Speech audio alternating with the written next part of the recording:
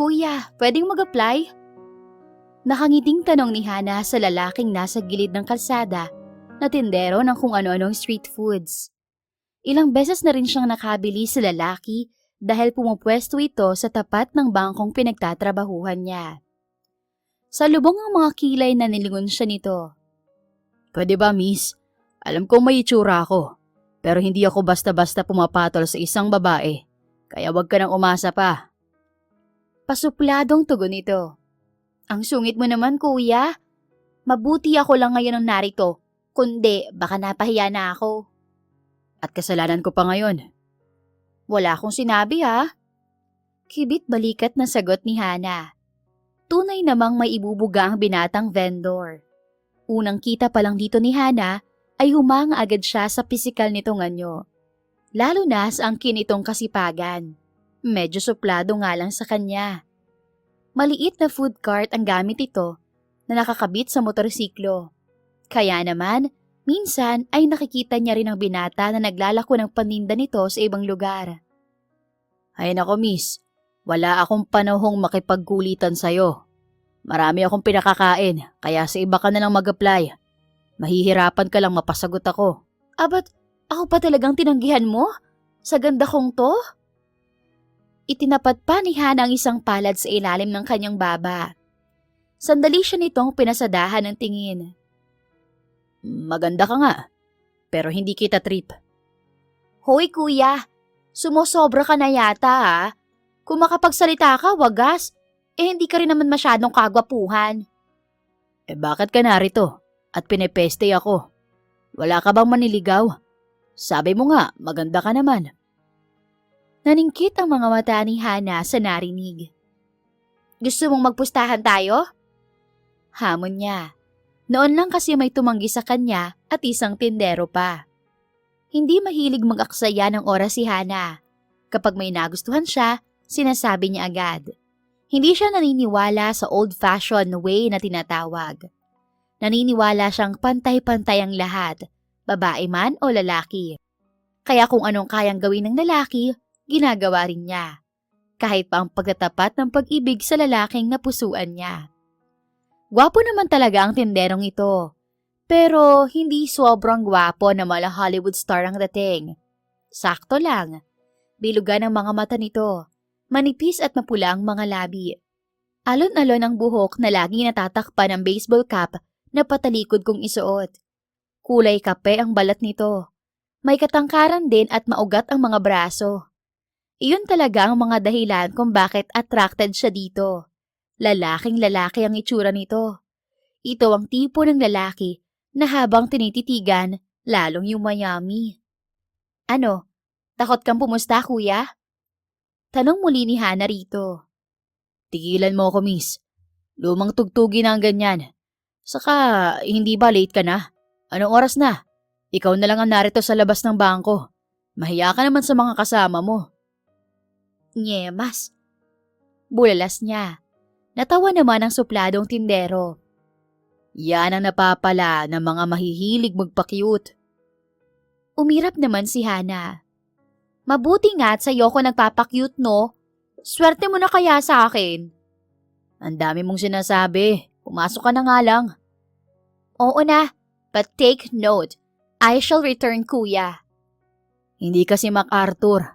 Pasok na. Late ka na talaga, miss. Ay! Gigil na nagpapadyak si Hana na parang isang bata. Pero bago niya ito iniwan, ay muli niya itong pinaalalahanan. Babalik ako rito at hindi ako titigil sa pangungulit ko sa iyo, kuya.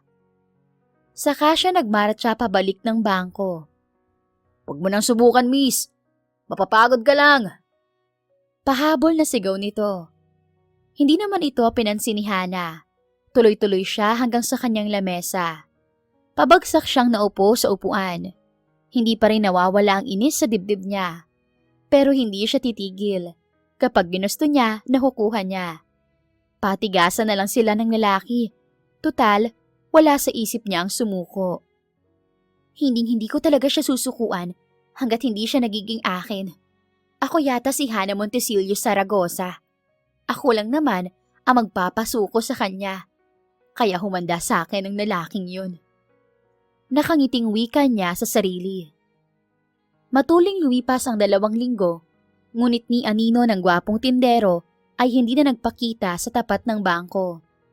Kaya naman kapag nakakakita si Hana ng street food vendor sa gilid ng kalsada, ay sadya niyang tinitigilan upang silipin kung iyon nga ang lalaki.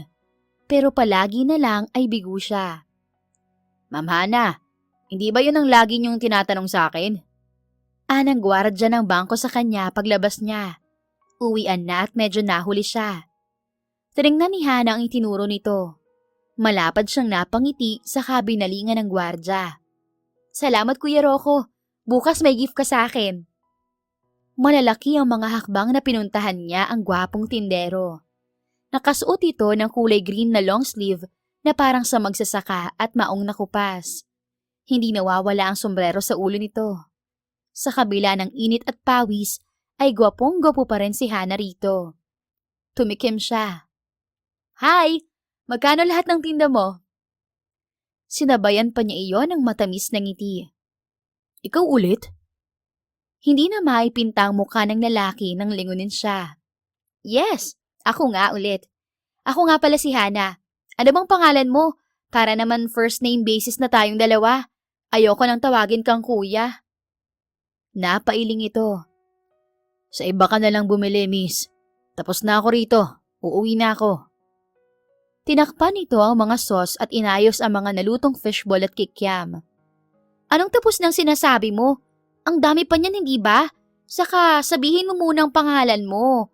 Sige na, Pogi. Kapag sinabi ko bang pangalan ko, titigilan mo na ako. At saka paninda ko to. Ako ang magdedesisyon kung ibebento ko pa to o hindi na. Oo na, paninda mo na yan. Siguro, natatakot ka lang na mahulog sa karisma ko, no? Aminin mo, gusto mo na ako, no? Kapal. Sige na, sige na. Ako si Santi. Happy, miss? Sige na. Umalis ka na at nasabi ko na sa'yo ang pangalan ko. At saka huwag kang masyadong lumapit dyan sa kawali. At baka mabanlian ka ng kumukulong mantika. Wala pa naman akong pampa-ospital sa'yo. Wait, Santi! Pinigilan ni Hana ang kamay ng lalaki nang makita niyang tatakpan na nito ang kawali. Subalit, madali rin niya iyong nabawi nang makaramdam ng tila kuryenteng nanunulay sa kanyang katawan. Napatingin siya sa mukha ng lalaki. Sorry. Biglang nakadama ng hiya si Hana. Noon niya lang napansin na hindi lang pala sila ang tao roon. May mga empleyado pa mismo ng bangko na hindi makapaniwalang nakatingin sa kanila.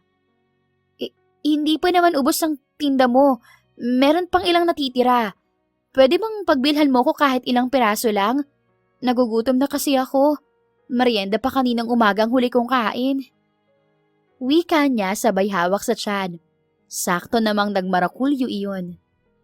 Hindi ko kasalanan kung bakit hindi ka kumain, miss. Grabe ka naman, Santi. Wala ka ba talagang awa sa akin? Bibilhin ko naman yan at hindi uutangin. Bakit hindi ka na lang kasi sa iba bumili? Bakit sa akin pa? Ang dami naman dyang ibang tindahan. Kasi, mas masarap ka.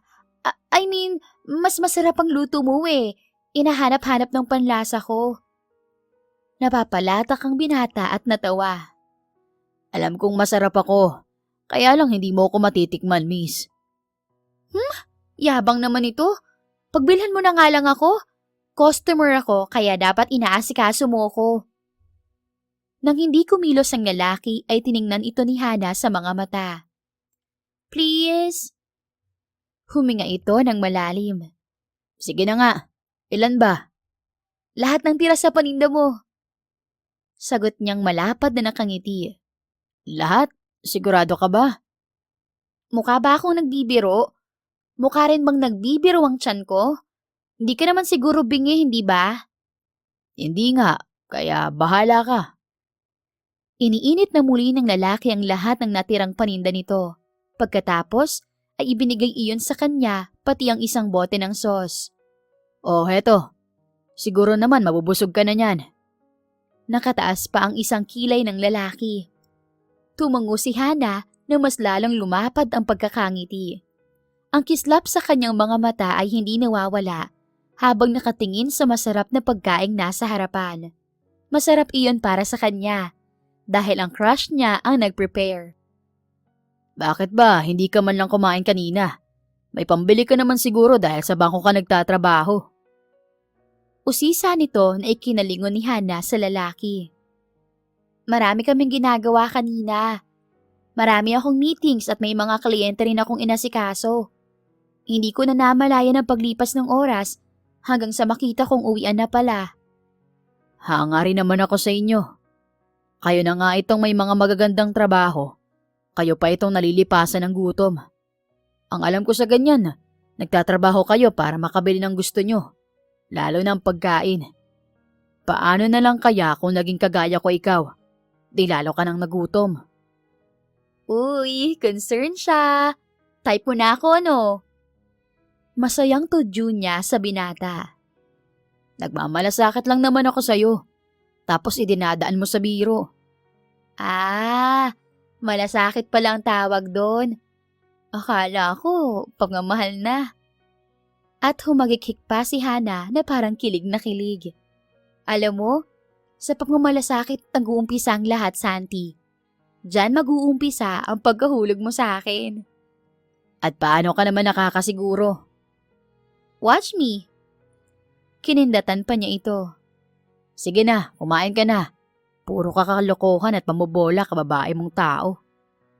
Nang makita ni Hana na umayos na ito sa pagkakaupo sa motor na nakakabit sa food cart, mabilis niya itong pinigilan. At saan ka pupunta, Santi? Sa bahay namin, saan pa ba? Hindi ko pa nababayaran itong mga binili ko, hindi ba? Saka, paano itong mga lagayan? Saan ko itatapon? Sarado ng bangko. Okay na yan. Libre ko na. Huwag mo nang bayaran. Hindi ko naman iyan ikayayaman. Iyan namang mga lagayan, sa'yo na lang. Baunan mo ng pagkain para hindi ka nagugutom.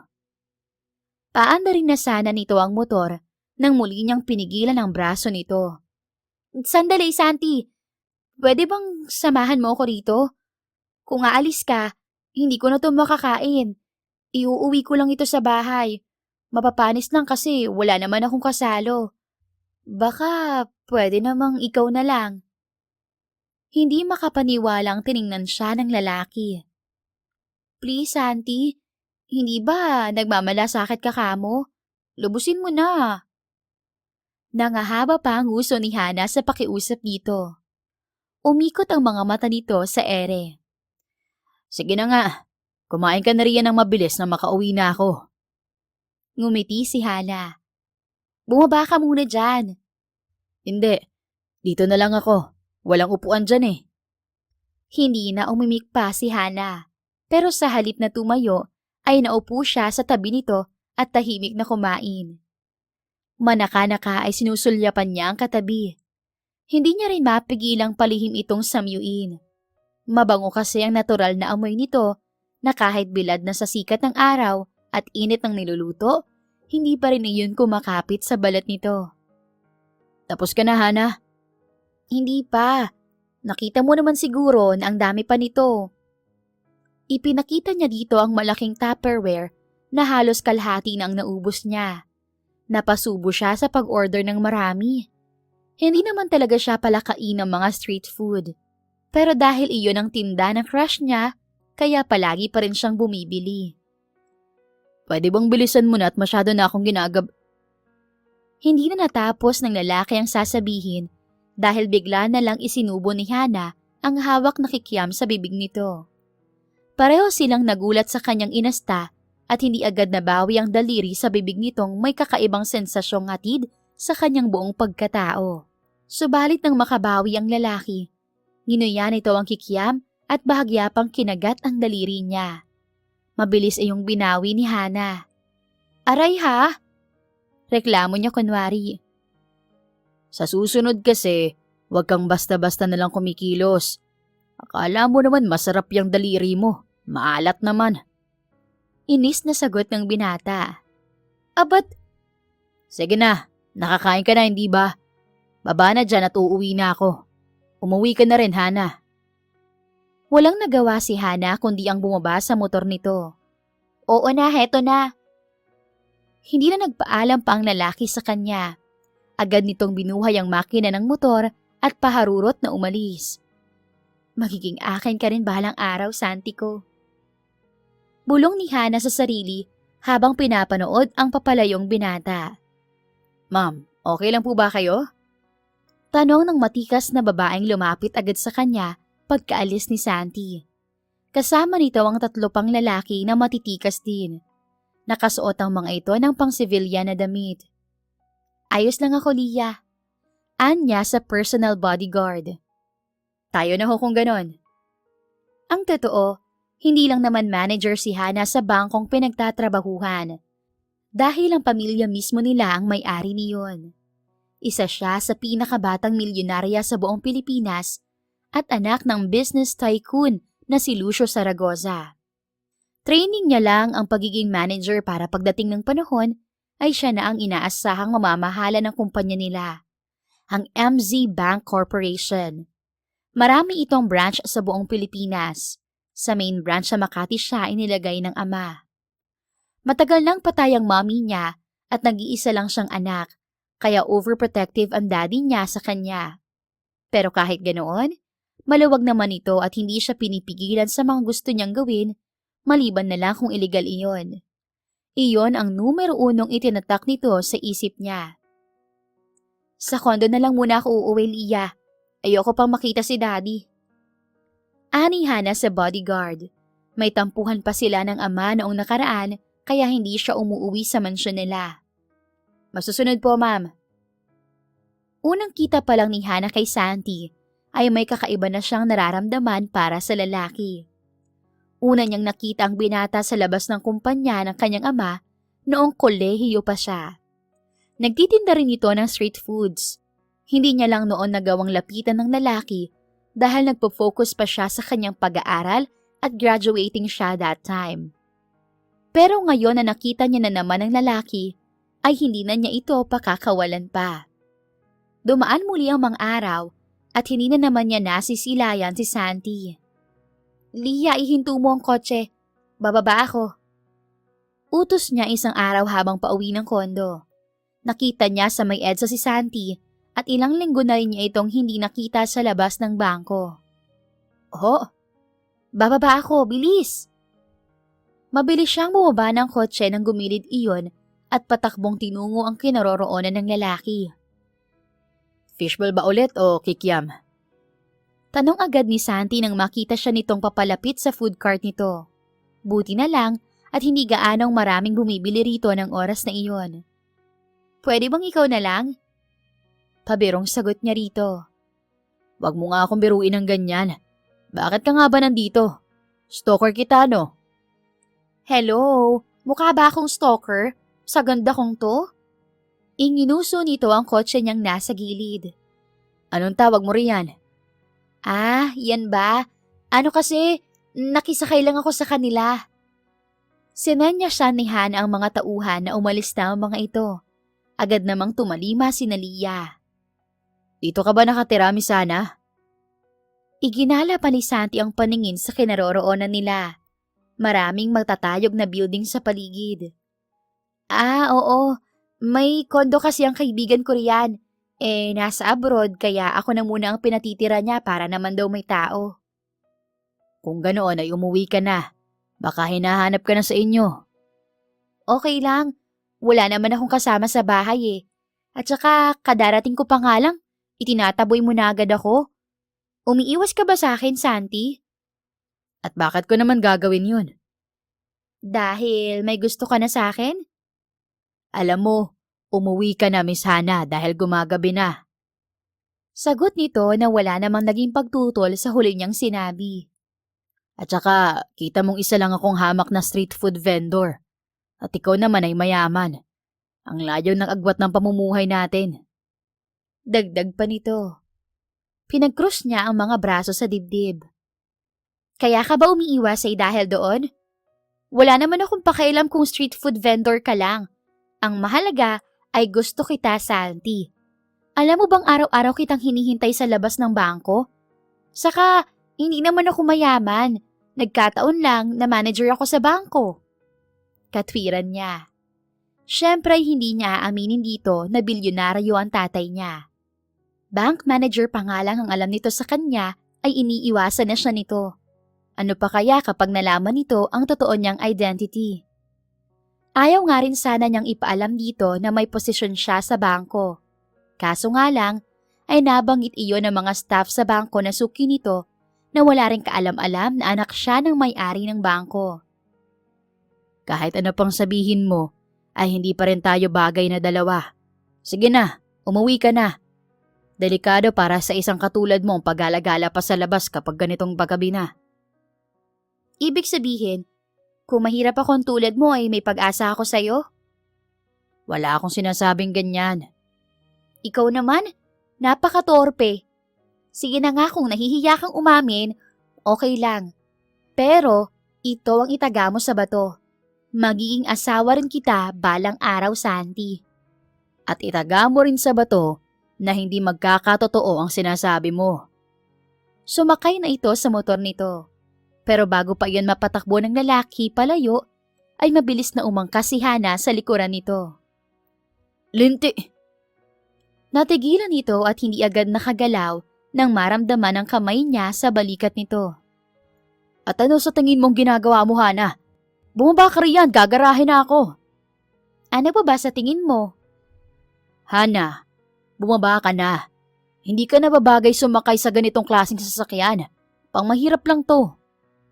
Kahit anong sabihin mo, hindi ako bababa dito. Naiintindihan mo? Nakipagmatigasan si Hana sa lalaki. Ay nako, ang kulit mong babae ka. Bahala ka na nga. Basta, binalaan na kita ha. At sa pagkagulat ni Hana ay pinaandar nito ng tuluyan ng motor. Wala siyang nagawa kundi ang kumapit dito ng mahigpit. Sa isip-isip niya ay napasubo na naman siya. Saan tayo pupunta, Santi? Malakas niyang tanong dito habang mabilis na umaandar ang food cart nito. Todo yakap siya sa likuran ng lalaki dahil sa takot na mahulog. First time niyang umangkas sa motor kaya kinakabahan siya. Di ba makulit ka? Di tingnan natin kung mangungulit ka pa pagkatapos kitang dalhin sa pupuntahan natin. Sa isang squatters area sa tondo sila nakarating. Makitid ang iskanita niyon na halos ikalaglag ng puso ni Hana tuwing liliko si Santi, na para bang mahuhulog na ang sinasakyan nila sa breakwater. Nang tumigil ang motor ay mabilis na inalis ni Santi ang mga kamay niyang nakapulupot dito sa bumaba. Walang lingong likod itong naglakad papasok sa isang bahay na sakto lang ang laki. Hindi iyon kagaya ng ibang bahay na yari sa tabla at yero, kundi semento. Pumasok si Santi sa loob ng bahay. Akmang tatalikod na sana siya nang magsalita si Santi. At saan ka pupunta? Tanong ni Santi nang pahakbang na sana si Hana paalis. Napalingon siya rito. Uuwi na. Umiling ito. Hindi ka uuwi. Maglalaba ka pa. Anito at inilagay sa harapan ni Hana ang isang tambak na mga damit, hindi pa man siya nakakapasok sa loob ng bahay. Ha? Hindi makapaniwalang tumingin siya sa lalaki. Di ba nanliligaw ka? Ano bang ginagawa ng mga manliligaw? Nagpapa-impress? Kaya nga simulan mo na ang pagpapa-impress na sinasabi mo. Hindi ako kagaya ng ibang lalaki. Nabibigay agad dahil lang sa maganda ang manliligaw. Mayroon din akong fried chicken na tinatawag. Hindi ako nakikipagbiroan sa'yo, Santi ha. Sinasabi ko lang ang totoo. Gusto ko lang namang umangkas sa'yo. Hindi ko naman sinabing dalhin mo ko rito at paglabahin. Inis niyang wika. Pwes, ito na ang pagkakataon mo para patunayan sa akin na karapat dapat kang ang babae sa akin. Sumusunod ako sa tradisyon, Hana. Kaya pagkatapos mong maglaba, mag-igib ka na rin ng tubig nang makita ko ang tatag mo. At wag mong mapintas-pintasan ang mga nakikita mo rito. Dahil kasasabi ko lang sa'yo kanina na hindi ako mayaman. Pero makulit ka. Kaya ayan, simulan mo nang magpa-impress. Wala ka na bang sasabihin? Pangiinis ni Hana rito. Kung yun ang gusto ng lalaki, hindi siya aatras sa hamon nito. Matyaga naman siya. Wala na. Kaya simulan mo na yan para mabilis kang makatapos. Pumasok itong muli sa loob ng bahay. Paglabas nito ay may dala ng batsa, timba at sabon. Dinala nito iyon sa gripo na nasa gilid ng bahay. Okay, Santi ko. Unbothered na lambing niya sa binata. Santi, iho, sino ba ang kausap mo riyan sa labahan? Anang matandang babae na sumungaw sa pinto ng bahay. Lumingon dito ang lalaki. Wala po la, may tinuturuan lang ako rito. Tugon nito sabay ngiti. Muntik nang mapaluhod si Hana nang makita iyon. Gosh, mas lalo yata akong nahulog sa kanya. Sigaw ng kanyang isip. Ang babaw talaga niya. Pero bakit ba? Sa gusto niya si Santi. Sanay siya sa gawaing bahay dahil bukod sa turo ng ina noong nabubuhay pa, iyon din ang turo ng yaya niya. At nagagamit niya iyon kapag sa kondo siya umuwi. Hindi naman siya palaasa sa mga kasambahay sa mansyon ng daddy niya. Kung siya nga lang ang masusunod, simpleng buhay lang ang pipiliin niya. Pero hindi niya iyon magagawa dahil alam niyang pipigilan siya ng ama. Kuya Santi! Tawag sa binata ng kung sino sa may di kalayuan. Paglingon ni Hana ay nakita niyang may patakbong dalagita sa kinaroroonan nila. May hawig ito kay Santi at base sa suot nito, nahihinuha niyang high school na ang dalaga. Bakit ngayon ka lang? Anong oras na? Tanong ni Santi sa bagong dating. May tinapos pa kaming project, kuya. Sagot ng bagong dating saka bumaling kay Hana. Sino siya, kuya? Napalingon muli si Hana sa mga ito. Nakatingin na ang mga ito sa kanya. Girlfriend mo ba siya, kuya? Tumikhim ang lalaki na ikinangiti ni Hana. Mabilis siyang naghugas ng mga kamay at tumayo. Nakangiti siyang lumapit sa mga ito kasabay ng pilyang ideya na pumasok sa isip niya. Hi, ako nga pala si Ate Hana, girlfriend ng kuya mo. Sa wakas nakilala na rin kita. Halatang nagulat si Santi sa sinabi niya at hindi agad ito nakapagsalita. Ano? Hindi nga. Bulalas ng dalagita sa nanlalaking mga mata. Wow ha, kuya. Wala ka man lang sinasabi sa akin. Pero congrats. Sa wakas, hindi ko na ikaw tutuksuhing torpe. Talaga? Torpe ang kuya mo? Tiningnan niya si Santi mula ulo hanggang paa at ngumiti na nakakaloko. Parang hindi naman. Ang galing nga niyang manligaw eh. Nako, nagkakamali ka, Ate Hana. Torpe talaga niyang si Kuya Santi. Sasabihin niya lang na wala siyang type, pero ang totoo, mahina ang loob niya. Kaya pagpasensyahan mo na rin siya minsan. Talagang may oras na parang babayang ugali niyan. Daig pa ang may PMS kapag naiinis. At tumawa pa ang dalagita na sinabayan ni Hana. Siya nga pala, bago ko makalimutan, ako nga po pala si Sarah, ate. Pakilala nito. Nice meeting you, Sarah. Tawagin mo na lang akong Ate Hana. Teka, mamaya na ako makikipagkwentuhan sa'yo ha. Maglalaba pa ako. Baka hindi ako makakis sa kuya mo kapag hindi ako natapos eh. Kuya! Pinandilata ni Sarah ng mga mata si Santi. Ano ba kuya? Hindi ka na nahiya kay Ate Hana. Ganyan mo ba dapat tinatrato ang nobya mo? Saka, gusto mo bang ganyan din ako tratuhin na magiging boyfriend ko? Anong sinabi mo? Noon lang nahagilap ni Santi ang tinig nito. Ang sabi ko, napaka mo. Hindi mo man lang naisip na baka may allergy si Ate Hana sa sabong ginagamit natin. Halata pa naman sa kanya na may class. Tingnan mo nga ang daliri niya oh. Tapos ang puti niya at ang kinis ng balat. Nako, hindi. Okay lang ako, Sarah. Walang kaso sa akin ng paglalaba. Sagot ni Hana na mabilis na umiling. No, ate. Dapat si kuya ang naglalaba't hindi ikaw. Sinalimpat ni Sarah ng masamang tingin ng kapatid. Ano bang tinatayo-tayo mo riyan, kuya? Ikaw nang maglaba. Naningkit ang mga mata ni Santi. Baka gusto mong mawala ng baon sa susunod na linggo, Sarah. Hala, pasok sa loob. Huwag mo kaming pakialaman dito ha. Kanina ka pang hinihintay ni Lola Igma. Kumain ka rin at mag-aral. Inirapan muna ni Sarah ang kapatid bago ito tumalikod at nagmarcha papasok ng bahay. Ngingiti-ngiti lang naman si Hana sa isang tabi. May nakakatawa ba? Asik ni Santi na hindi pala nakaligtas sa mga mata nito ang ginawa niya. Mayroon. Ikaw, malakas na humagikik si Hana. Mariing nagdikit ang mga labi ni Santi. Kung ako sa'yo, tatapusin ko na ang ginagawa ko bago ka paabutin ng siyam-siyam dito. Okay po, pero may tanong lang ako, Santi. Ano yun? Boyfriend na kita. Hindi pa nga kita sinasagot, boyfriend mo na agad ako? Bakit hindi ka umimik kanina, Aber? Hindi ako umimik dahil ayokong mapahiya ka at Ayaw mong mabuko ng kapatid mo. Putol ni Hana sa sinasabi nito sabay kibit ng mga balikat. Okay, basta mula ngayon, boyfriend na kita. At pakanta-kanta pa niyang hinarap ang mga labahin.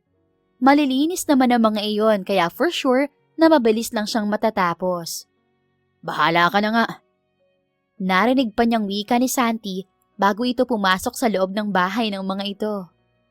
Pasasaan ba't mahuhulog ka rin sa charm ko, Santi baby? Wika ni Hana bago ngumiti. Lumipas ang mga araw, subalit hindi na naman niya nakikita si Santi sa labas ng bangko. Mula kasi nang dinala siya nito sa bahay ng mga ito, ay bumalik na ulit ito sa pwesto nito. Actually, sakop pa ng bank nila ang pinapwestuhan ni Santi roon. Pero sinabihan niya ang mga guards na hayaan lang si Santi na magtinda roon hanggat gusto nito. Hindi siya mapalagay, kaya naman nagdesisyon na siyang puntahan ng lalaki sa bahay ng mga ito pagsapit ng Sabado. Sarado naman ang bank at wala siyang ibang gagawin. Namili muna siya ng kung ano-anong madadala sa pamilya ng binata. Hindi naman niya gustong humarap sa lalaki na walang matibay na alibay. Baka ipagtabuyan lang siya nito. May pagkasuplado pa naman yon. Matapos mamili ay nagpahatid siya sa driver niya sa lugar ni Santi. Sa medyo malayo-layo sa eskinita papasok sa bahay ng mga ito siya bumaba upang hindi siya makita ng binata na may kasama siyang driver at bodyguards. Nagsuot lamang siya ng simpleng bodyfit t-shirt at denim na tinawangan niya ng simpleng sandals. Nakamessy ba ng buhok niyang mahaba? Binili pa niya ang outfit niya para sa pagpunta kay Santi. Gusto niyang bumagay siya sa buhay na meron si Santi. Kaya niyang mag-adjust para sa binata. Para sa kanya, kung hindi nito kayang abutin ang buhay na meron siya, siya ang bababa para lang maging fit sila sa isa't isa. Ganoon niya ito kagusto na habang tumatagal ay nagiging pagmamahal na. Tao po! Tao po! Tawag ni Hana mula sa labas ng bahay ni Santi. Bumukas ang pinto at iniluwan niyon si Sarah. Ate Hana! Tuwang-tuwang bulalas nito. Mabuti naman at pumunta ka rito, ate. Biglang lumarawan ng lungkot sa mga mata ni Sarah. Bakit? May nangyari ba? Si kuya kasi ang tigas ng ulo. Sabi ko naman sa kanya na wag na muna siyang magtinda kasi inuubos na siya noong nakarang araw pa. Pero sumigi pa rin. Kaya ayun, nang abutan ng malakas na ulan, natuluyan, nilagnat. Sumbong nito. Ha? Asan siya ngayon? Andyan sa loob. Ayaw magpapigil. Nagtatrabaho pa rin. Gumagawa ng mga paninda niya. Ganun ba? Sige, kausapin ko. Naisip ni Hana na kaya siguro ganoon ang pakiramdam niya ay dahil may sakit pala ang lalaki. Sige ate, pagsabihan mo siya. Niluwagan ni Sarah ang pagkakabukas ng pintuan. Tumambad kay Hana ang simpleng ayos ng bahay ng mga ito. May maliit na sala, kawayang upuan, maliit na kitchen kasama na ang kainan at 2 silid. May nakita pa siyang isang pintuan na alam niyang para sa banyo. Hindi niya napagtuunan ng pansin noong unang punta niya roon ang kabuuan ng loob ng bahay. Dahil matapos siyang ipakilala ni Santi sa lola nito, ay hinatid na siya nito pauwi, sakay pa rin sa motor nitong may food cart. Sa buong buhay ni Hana ay hindi talaga niya akalain na mararanasan niyang maglaba para sa ibang tao at umangka sa isang motorcycle food cart. At ngayon ay dadalaw sa lugar na alam naman niyang hindi gaanong safe para sa kagaya niya. Kuya, lagot ka. Andito si Ate Hana. Ani Sarah sa lalaking abala sa kung anong hinahalo nito sa planggana. Mabilis na napalapit si Hana dito. Walang sere-seremonyang idinaiti niya ang palad sa noo ng binata na ikinabigla nito. Ang tigas ng ulo mo. May sakit ka pero kung ano-ano pang ginagawa mo. Sermon niya rito na may kasamang pag-aalala. Anong ginagawa mo rito? Tanong ni Santi sabay ubo. Ano pa nga ba? Di aalagaan ka. Ilang araw ka na kasing hindi nagtitinda kaya naisip kong dalawin ka. Kinuha ni Hana ang hinahalo nito at inilagay sa tabi ng lamesa. Hinawakan niya ito sa braso. Halika nga rito sa kwarto mo, magpahinga ka. Ano ba? Nakita mong may ginagawa ako. Sagot nito na ipiniksi ang kamay. Titigil ka riyan o itatapon kong lahat yan. Mamili ka. Pinamaywangan pa ito ni Hana at seryosong tinitigan sa mga mata. Hindi ako nagbibiro, Santi. Kilala mo naman siguro ako. Kapag sinabi ko, ginagawa ko. Oo na. Padabog itong umalis sa lamesa at pumasok sa isa sa mga silid na naroon. Thank you, Ate Hana. Mabuti na lang talaga nariyan ka. Alam mo ba yung si Kuya? Hindi talaga yan mapigilan. Kahit may sakit, trabaho pa rin siya ng trabaho. Hayaan mo. Pagsasabihan ko siya na wag abusuhin ang katawan. Ayos lang naman ako, Hana. Kaya pa ng katawan ko. Protesta ni Santi. Wag matigas ang ulo, Santi. Dahil may sakit ka, dapat ay nagpapahinga ka upang mabilis kang gumaling. Mayaman ka kaya hindi mo alam kung gaano kaimportante sa amin ang aming trabaho. Saan mo naman napulot na mayaman ako? Ewan ko sa'yo, Hana. Kahit naman i-deny mo, halata naman sa kutis mo at kilos. Hay nako, Santi. Sabi na lang niya. Ayaw niyang pag-usapan ng buhay niya dahil baka mabuko siya nito. Alam mo bang health is wealth? Magpagaling ka muna bago ka sumabak ulit sa trabaho mo, okay? Hindi naman aalis ang trabaho. Dagdag niya. Wala na akong sinabi. Naiiling na wika ni Santi sa kanya. Napangiti na lang siya dahil napakamasunurin nitong lalaki. Kinikilig siya kapag ganoon ito sa kanya. Feeling niya magkasintahan sila. Tinulungan niya si Santi na makahiga sa kama nito. Nang maging maayos ito, ay muli siyang lumabas para magluto ng pagkain para sa binata. Habang nagluluto ay nagkukwentuhan sila ni Sarah. Ang lola naman nito ay natutulog daw. Marami silang napagkwentuhan. Sinabi ni Sarah ang mga gusto at hindi gusto ni Santi. Kaya naman marami nang alam ngayon si Hana tungkol sa sinisinta. Nalaman niya rin na wala kahit anong bisyo si Santi. Lalo tuloy siyang na-inlove dito. Pagkatapos magluto ng sinigang, personal na inisikaso ni Hana ang pagkain ni Santi. Hindi rin niya kinalimutan ang masarap na sausawan na patis na may kalamansi at sili. Santi! Tawag niya sa lalaki sa labas ng silid nito. Walang tugon mula sa loob. Papasok na ako, ha? Paalam niya bago pinihit ang seradura ng pintuan nito. Nakahiga si Santi sa katamtamang papag na kahoy at napapatungan ng manipis na foam. Nangangaligkig ito sa lamig habang balot na balot ng kumot. Mabilis na napalapit si Hana dito. Santi. Pero nanatili itong nakapikit at nanginginig. Ipinatong muna ni Hana ang pagkain sa isang maliit na lamesa saka muling lumabas ng kwarto. Sarah, pahingi naman ang pwedeng ipamuna sa kuya mo. Pati na rin planggana na may malamig na tubig. Ang taas ng lagnat ng kuya mo.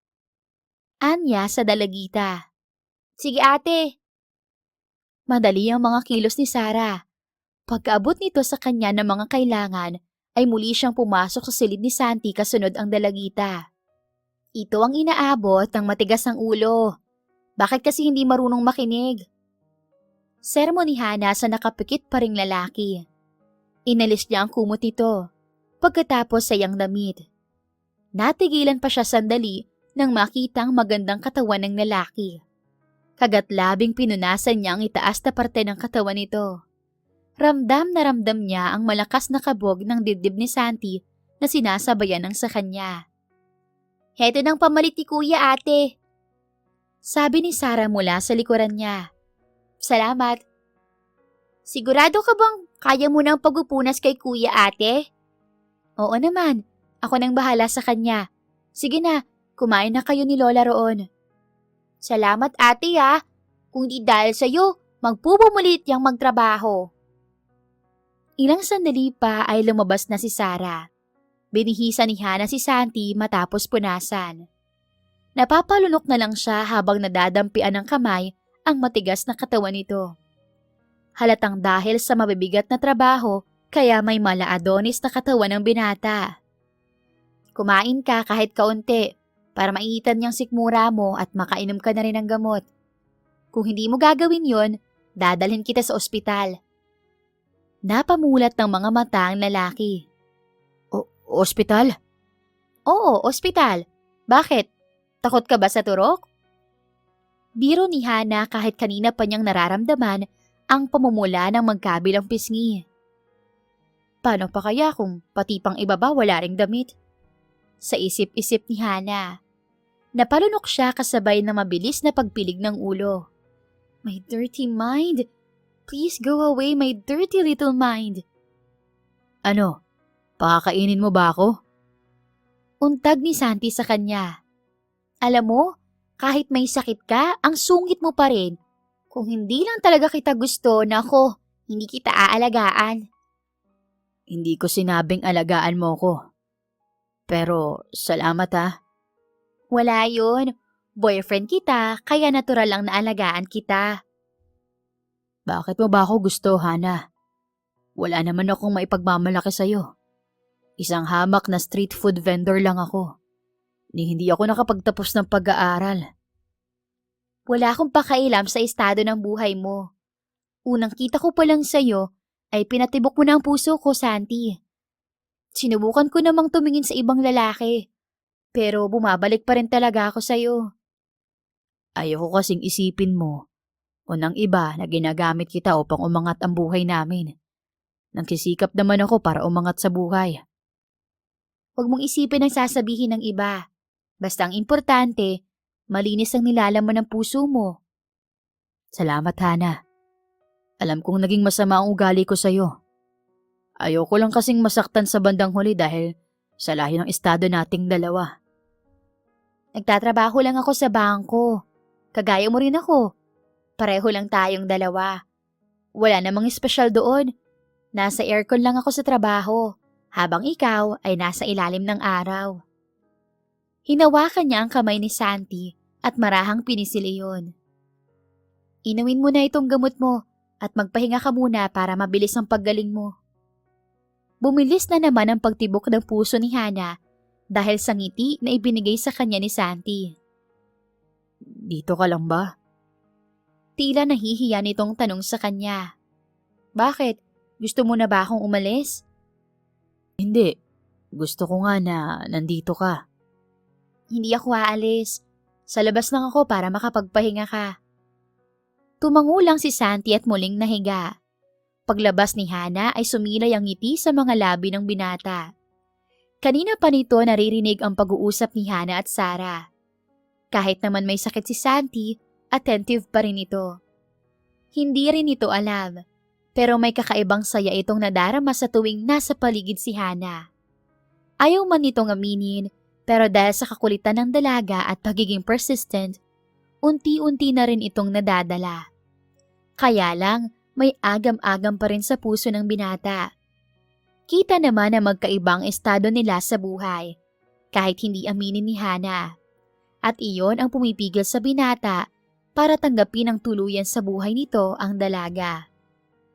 Hindi umalis si Hana kina Santi hanggat hindi niya nasisigurong magaling na ang binata. Kahit anong pagmamatigas nito ay hindi siya umuwi. Kaya ayon, sa upuan siya natulog sa tabi ng kama ng lalaki dahil binantayan niya ito ng maigi. Hana, umaga na. Gising sa kanya ni Santi. Ha? Mabilis siyang napatayo, subalit napaupo ring muli nang maramdamang sumakit ang batok niya. Yan na nga ba yung sinasabi ko?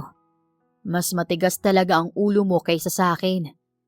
Kagabi ko pa sinasabi na ako na dyan sa upuan, pero nagpumilit ka pa rin. Yan tuloy. Masakit ba? Kaya sa halip na mainis, mas ginalingan pa ni Hana ang pag-arte. Oo, nangalay yata. Sinabayan pa niya iyon ng pagngiwi-ngiwi para naman pasado ang acting niya. Patingin nga. Walang sabi-sabing minasahe ni Santi ang batok niya habang magkaharap sila. Saan ba banda? Dito ba? Minasahe nito ang batok niya. Oo, aw! Dahan-dahan naman, Santi. Baka sa halip na mawala, mas lalo pa yung sumakit. Tumahimik ka na lang kaya. Pabirong angil ng lalaki habang hinihilot ang sumakit niyang batok. Sungit mo talagang lalaki ka? Gusto mo naman. Yabang. Inis na tinitigan nito ni Hana. Patuloy lang naman si Santi sa pagmamasahe sa kanya at hindi siya pinansin. Subalit, parang may kunganong bumalot sa katauhan ni Hana nang makita ang paggalaw ng Adam's apple nito. Madalas siyang napapatitig sa mga labi ni Santi. At sa pagkagulat nilang pareho, bigla na lang lumapat ang mga labi niya rito. Dampi lang naman ang plano ni Hana na gawin. Pero nang maramdaman niya ang init ng mga labi ni Santi, ay hindi niya napigilang mapapikit at igalaw ng kusa ang mga labi. Masuyo lang iyon at damapan niya ang parehong panginginig ng mga labi nila. Lumalim ang halik dahil tinugon na rin iyon ni Santi. Pigil na pigil pa ni Hana na wag makalikha ng ingay, pero expert ang lalaki. Ang mga kamay niya ay kusang pumulupot sa leeg ni Santi. Tila wala sa kanila ang may nais na umagwat sa isa't isa. Nang kapusin sila ng hininga, ay agad naghiwalay ang labi nilang dalawa. Malakas na tikhim ni Hana. Lalabas na ako. Pakiramdam niya kasi, hindi siya makahinga. Tatayo na sana siya nang pigilan ni Santi ang braso niya. Sandali. Bakit? May sasabihin ka ba? Hindi makatingin ng diretsong tanong ni Hana. Panagutan mo. Ha? Ang alin? Kailangan pa bang sabihin yun, Hana? Paano ko naman malalaman kung anong pananagutan ko kung hindi mo sasabihin? Saka, wala naman akong ginagawang masama. Akala ko pa naman matalino ka. Slow ka rin pala. Naningkit ang mga mata ni Hana na maywang siya. At sinong slow, aber? Ikaw. Ano nga kasi yung pananagutan ko? Ano pa ba? Di itong puso ko. Biglan nanlambot ang mga tuhod ni Hana sa narinig. Naging mabuway ang kanyang pagkakatayo. Mabuti na lang, mabilis siyang nasalo ni Santi. Oh, di ngayon natameme ka. Nawawala rin pala ang tapang mo kapag nabibigla. Sabi nito sa kanya. Ulitin mo nga sinabi mo, Santi. Napailing ito habang nakangiti. Sabi ko, tayo na. Sinasagot na kita. Talaga? Oo nga. Wow! Sa wakas! Kahit late mo na akong sinagot, okay lang naman. Niyakap niya ito ng mahigpit. Hana, huwag kang sumigaw. Baka kung anong isipin ni na Lola Igma at Sara na ginagawa natin dito. Wala akong pakailam. Masaya ako eh. Ewan, baka gusto mong bawiin kong sinabi ko. Kunwaring pananakot nito na tinawanan lang naman niya. Subukan mo lang kundi ipapapulis kita. Pulis agad? Masayang ikinawit ni Hana ang braso sa braso nito. Oo, sasabihin ko, ninakaw mo ang puso ko. Natawa ng malakas si Santi. Corny mo rin pala, Hana. Delata naman yun eh. Carne Norte yon, hindi corny. Ikaw talaga? Binibiro lang naman kita, Hana. Pero seryoso. Salamat sa pagtsatsaga mo sa akin at sa kasungitan ko. Pinapangako ko na ako naman ang maniligaw sa'yo kahit tayo na. Sinabi mo yan ha? Oo naman, promise. I love you, Hana. I love you too, Santi. Hindi matatawaran ang saya ng puso ni Hana.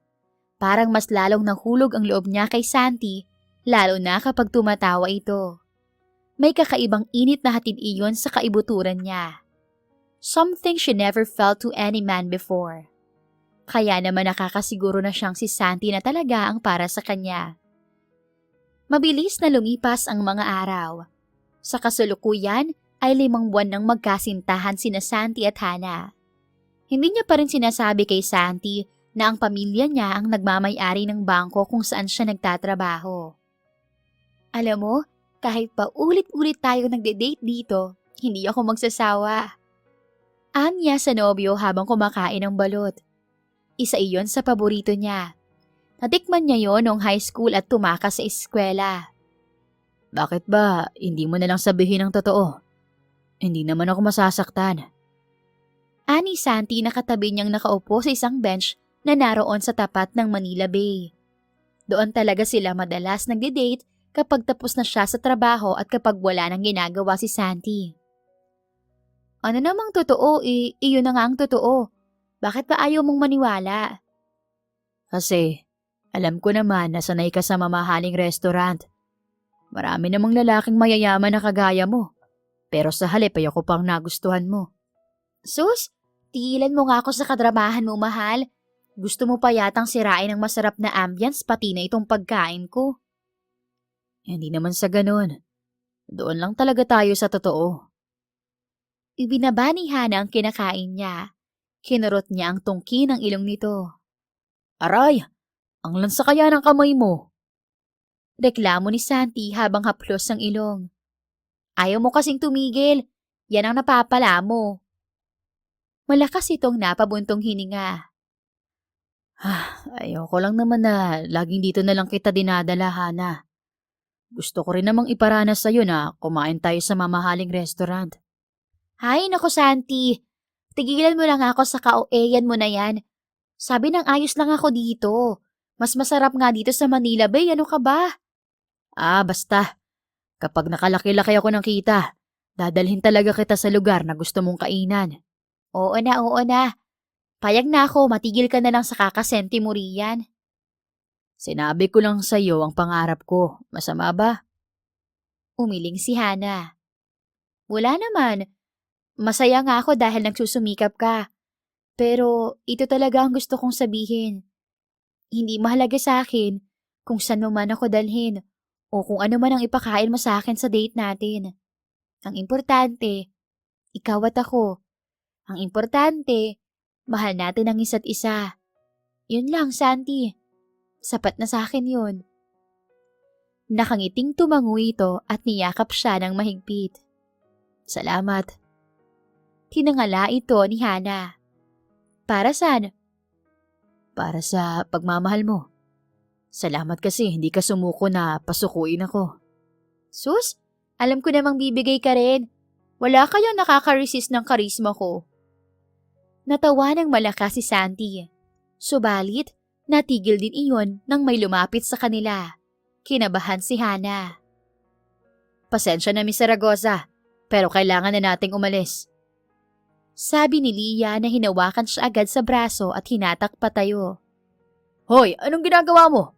Bakit basta mo nilang kinakalikad ang girlfriend ko?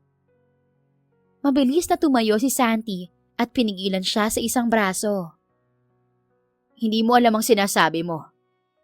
Paangil na tugon ni Lia rito. Anong hindi? Kidnapping ba to? Aba, ang lakas naman ng loob mong kidnapin ang girlfriend ko. At sa harap ko pa mismo. Tila nauubusan ng pasensya na nilingon ni Lia si Hana. Hindi siya makaimik dahil sa takot na mawala sa kanya si Santi kapag nalaman ito ang totoo. Pwede bang isama ko na lang siya? Anya sa bodyguard. Ikaw ang masusunod. Hinarap ni Hana si Santi. Come with me, Santi. Wika niya sa kahinawakan ng mahigpit ang kamay ni Santi. Anong ibig sabihin nito, Hana? Kilala mo siya? Takang tanong nito. Saka na ako magpapaliwanag sa'yo. Basta sumama ka na lang muna sa akin ngayon, please. Wala namang imik na sumunod sa kanila si Santi. Tahimik pa rin ito hanggang sa makasakay sila ng kotse. Ano bang nangyayari? Lakas loob na tanong ni Hana kay Lia na siya nagmamaneho ng kotse niya. Mukhang panahon na naman para ipaalam niya kay Santi ang totoo niyang pagkatao. Nasa ospital ang daddy niyo. Itinawag iyon ni Nanay Terry sa akin kani-kanina lang. Ha? Kailan pa raw? Ngayon lang ba? Ano raw ang sakit ni daddy? Ngayon lang, ma'am. Doon na lang natin malalaman sa ospital kung ano talaga ang nangyari sa kanya. Pagdating nila sa ospital, hindi binitawan ni Santi ang kamay niya. Kasukasunod niya lang ito para hanapin kung saan naroon ang kanyang ama. Pero tahimik lang ang binata. Tila inoobserbahan lang ang mga nangyayari. Nang nasa tapat na sila ng VIP room kung saan naroon ang kanyang ama, hinarap ni Hana ang lalaki. Maiintindihan ko kung magagalit ka sa akin, Santi. Pero sana, maunawaan mo ko kung bakit itinago ko sa iyo ang totoo. Natatakot kasi akong baka iwasan mo ko kapag nalaman mo kung sino talaga ako. Umpisa ni Hana bago huminga ng malalim.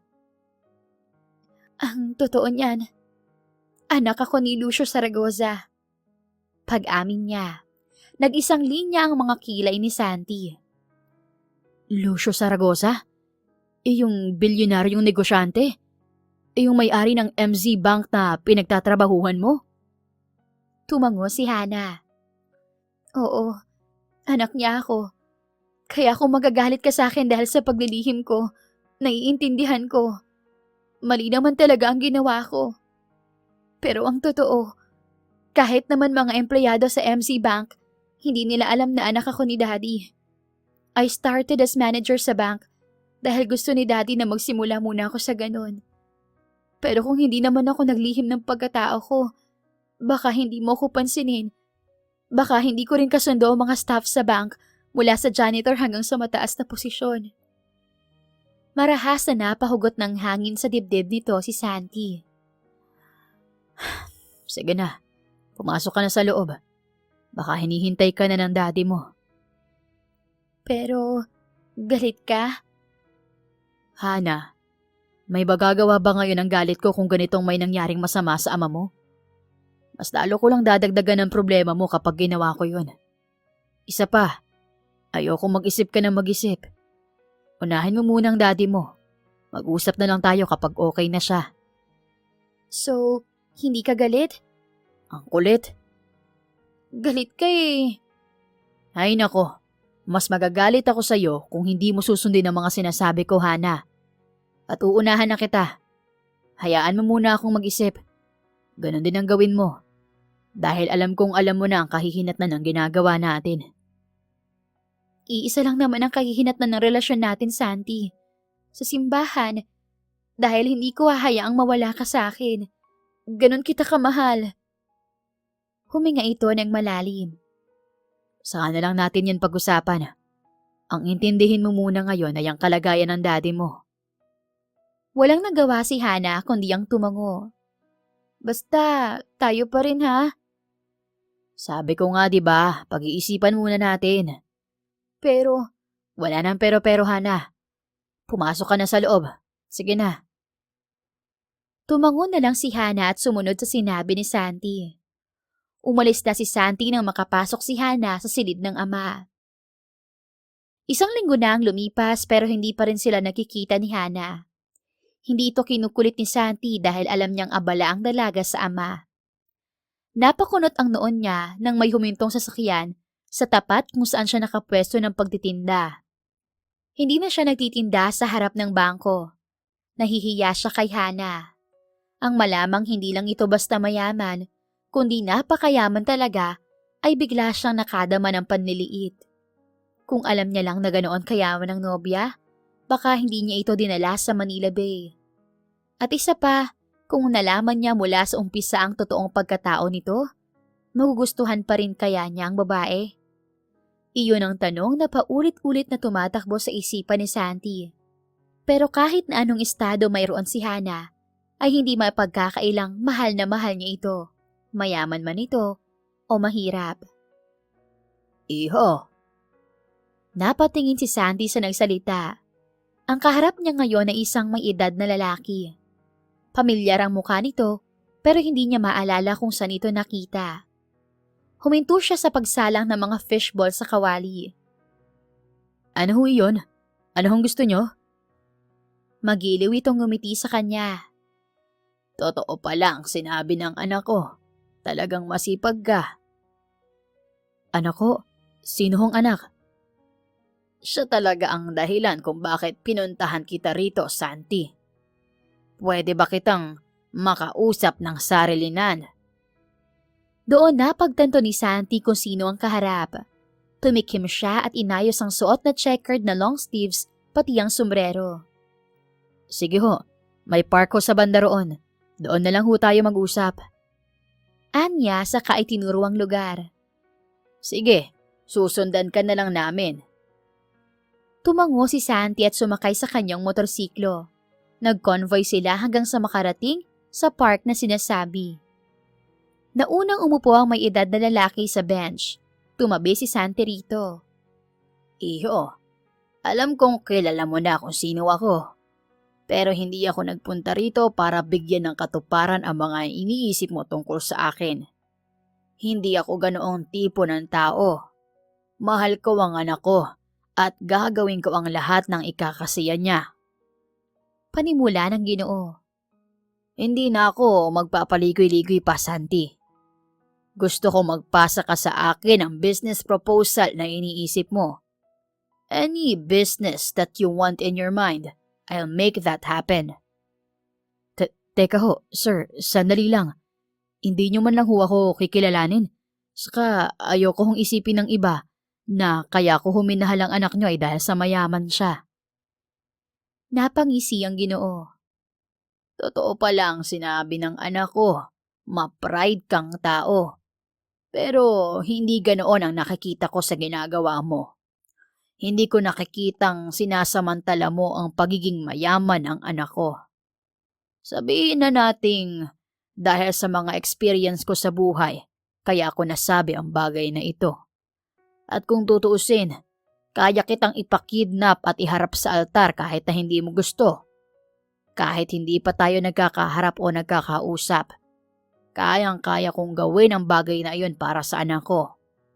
Pero hindi ako ganoong klase ng tao. Alam ko ang gusto mong mangyari.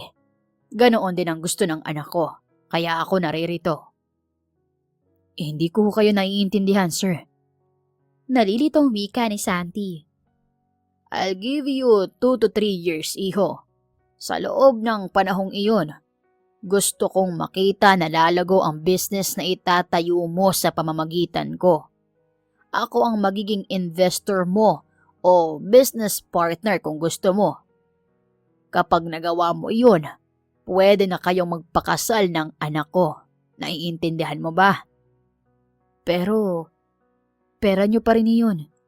Ayoko naman pong magkaroon agad ng utang na loob sa inyo. Kung gusto mo, after 3 years, ibalik mo ang puhunan mo sa akin. Nasa sa iyo yan kung ano ang gagawin mo sa pera. Kung ituturin mo ba itong investment, I'll become your investor.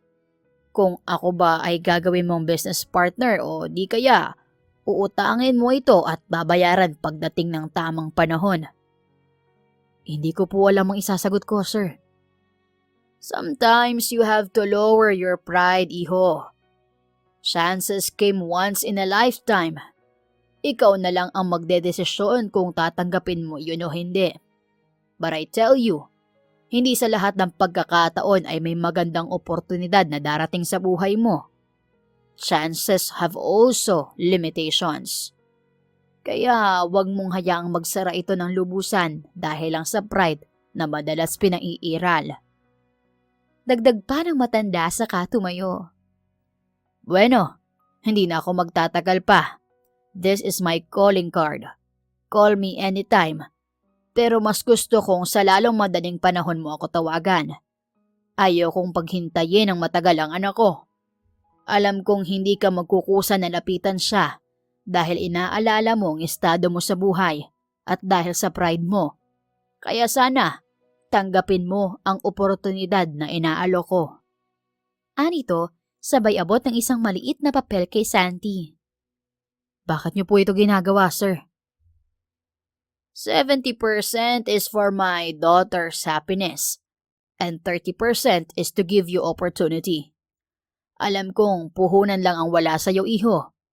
Pero nakikita ko na kaya mo maging isang matagumpay na negosyante.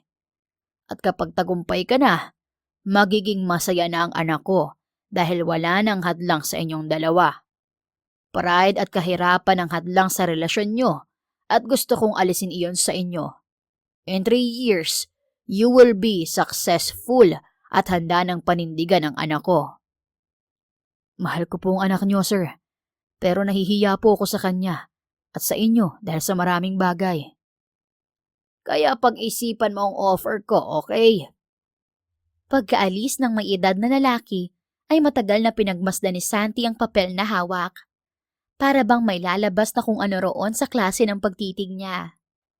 Pero 2 bagay lang naman talaga ang tumitining sa isipan niya. Kung sakaling tatanggapin niya ang offer ng daddy nito, magiging maayos ang buhay nila, pati na ang hinaharap nila ni Hana. Hanggang umuwi ng bahay, ay dala-dala niya sa isip ang pinag-usapan nila ng ama ni Hana. Bakit kay lalim yata ng iniisip mo, apo? May problema ba? May problema ba kayo ni Hana? Tanong ni Lola Igma nang lapitan si Santi sa may sala. Isang buong araw na niyang iniisip ang gagawing desisyon at nahahati pa rin ang kalooban niya. Wala ho ito la. Bakit ho gising pa kayo? Pag-iiba niya sa usapan. Huwag mong ibalik sa akin ang tanong. Kilala na kita, Santi. Pero sige, hahayaan na muna kita. Ang sa akin lang, kung alin ang alam mong mas matimbang sa'yo, iyon ang sundin mo. Ganon lang kasimple, apo. Anito saka nagtungo sa silid nito at ni Sarah. Hindi kaagad nakatulog si Santi. Ngunit kinabukasan ay nakapagdesisyon na siya. May lakad ka, kuya? Tanong ni Sarah nang makitang nakabihis siya. Oo, may kakausapin lang ako. Mukhang importanteng tao yan, kuya. Importante talaga, kaya kailangan nakaayos ako. OMG! Huwag mong sabihin sa akin na magpo-propose ka na kay Ate Hana. Kinikilig at malakas na tumili si Sarah. Hindi, ibang proposal ang gagawin ko. Ha? Kanino? Basta, wag ka na nga makulit dyan. Sige na, alis na ako. Ikaw na munang bahala dito. Total, wala ka namang pasok. Yes, sir. Kung ano man yan, good luck sa iyo, kuya. Salamat. Nagmamadaling lumabas ng kanilang bahay si Santi. Dumiretso siya sa opisina ng ama ni Hana. Nang tawagan niya ito, ay doon siya pinapunta. Iho, mabuti naman at nagpunta ka rito. Halika, maupo ka. Nakapag-isip-isip ka na ba? Nakangiting tanong nito. Naupo sila sa mahabang couch na naroon sa opisina nito. Opo, sir. Tinatanggap ko na po ang alok niyo sa 3 kondisyon. Nagsalubong ang mga kilay ng kanyang kaharap. 3? Sige, ano ba yun? Huminga muna ng malalim si Santi bago nagsalita. Ano man po ang mangyari? Pakakasalan ko si Hana. Pero sa paraang gusto ko at sa paraang kaya ko. At kung saan ko man siya itira, hindi na po kayo manghihimasok doon. Dahil kung sakasakali man na hindi pumatok ang negosyong iniisip ko, ako na ang bahalang magresolba. At saka, gusto ko po munang huwag ipaalam kay Hana ang plano nating dalawa. Lalayo muna ako at magpa-focus sa negosyong itatayo ko. Magpapakita ako sa kanya pagkatapos ng 2 o 3 taon. Yun po ang kondisyon ko. Matagal na nag-isip ang may edad na lalaki. Pagkuway tumango ito. Deal. Walang problema sa akin ang mga kondisyon mo. Nakikita ko naman ang determinasyon sa mga mata mo. Kaya natitiyak kong hindi nagkamali ang anak ko sa'yo at hindi ako nagkamaling ipagkatiwala siya sa iyo. Anyway, nasa na ang proposal mo? Pipirmahan ko na. Po, ganun po kabilis? Hindi man lang po ba kayo kukonsulta sa abogado? Isa pa, sulat kamay lang po ito. Iho, ayoko sa lahat ay pinapatagal ang mga bagay-bagay. Isa pa, sa larangan ng pagnenegosyo, lagi mong isa sa isip ang oras. May time frame ang lahat dahil bawat kilos mo, katumbas na yon ay ang iyong kinabukasan. Walang nagawa si Santi kundi iabot ang folder na hawak. Binasa iyon ng Ginoo sabay tango. Maganda naman itong naisip mo at makakatulong pa sa ibang tao. Komento nito matapos basahin ang proposal ni Santi. Talaga po? Sa tingin niyo yung maganda ang proposal ko? Oo naman, iho. Basta maganda ang intensyon ng puso, alam kong lalago ang negosyo mo dahil isa kang mabuting tao. Maraming salamat, sir. At gagawin ko ang lahat para mapalago ang negosyo na itatayo ko. Mas talo ko pang sisipagan para mabilis ko ring mabalikan si Hana. Mabuti naman kung ganoon, iho. Basta, huwag ka lang mawalan ng oras sa anak ko kapag successful ka na, ha? Yes, sir. I really like your proposal, iho. Ipagpatuloy mo lang ang pagiging masipag at lalago ka. Salamat po, sir. Naisip kasi ni Santi na maging supplier ng paninda ng kung ano-anong street foods. Iyon naman ang linya niya at marunong naman siyang gumawa. Maglalaan din siya ng mga gamit kung kinakailangan iyon ng magiging vendor niya. Maging ang motor food cart ay siya ang maglalaan. At hindi lang iyon, pahuhulog-hulugan niya iyon para maging sarili na iyon ng mga vendor pagdating ng araw. Sa kikitain naman ay hati sila, kaya walang problema. Bukod pa roon, naisip niyang magtayo kahit isang maliit na restaurant na mag-o-offer ng mga street foods sa abot kayang halaga. Alam niyang kahit anong panahon, patok ang ganoong pagkain sa mga Pilipino. Pangmasa. You have a clear vision here, iho. Gusto ko ang gaya mong nagsisimula pa lang ay iniisip na agad na makatulong sa iba. Kaya alam ko, anytime soon, you will be a giant in this industry. Nakangiting sabi ng Ginoo. Eksperto na ang matanda sa larangan ng negosyo, kaya alam na nito kung ano ang pasikot-sikot noon. Alam na rin ito kung sino ang may potensyal at wala. Hindi tuloy maiwasan ni Santi na makadama ng pag-asa. Salamat po talaga, sir, sa opportunity. Iyon na lang ang kayang sabihin ni Santi, ang pasalamatan ng Ginoo. Pagkatapos ay iniabot niya ang pinirmahan dito. Iniabot na rin sa kanya ng Ginoo ang tseke para sa pagsisimula ng kanyang negosyo.